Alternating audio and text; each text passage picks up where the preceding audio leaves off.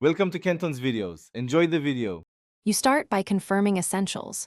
Your device is signed into the Apple ID used for screen time, iOS is updated, and you have a recent encrypted backup. Once done, go to Settings, choose Screen Time, then change Screen Time passcode and tap Forgot Passcode. You'll be prompted to enter the Apple ID and password that created the passcode. This resets the Screen Time passcode securely. Apple prevents direct viewing to protect privacy. If Apple ID credentials match, you simply reset the screen time passcode and choose a new code. If that option isn't available because the Apple ID wasn't set for screen time, make an encrypted backup now. You'll need it.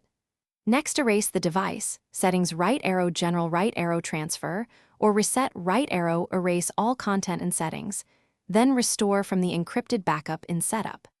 This sequence clears the screen time passcode while returning your data, because screen time data won't transfer without this controlled restore.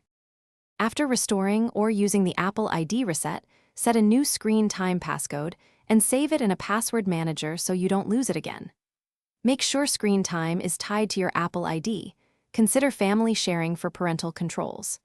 If you cannot access the Apple ID at all, contact Apple support and be prepared to prove device ownership. They guide account recovery or authorized reset. This protects devices from unauthorized access, while Thanks for watching. Consider subscribing if we helped you.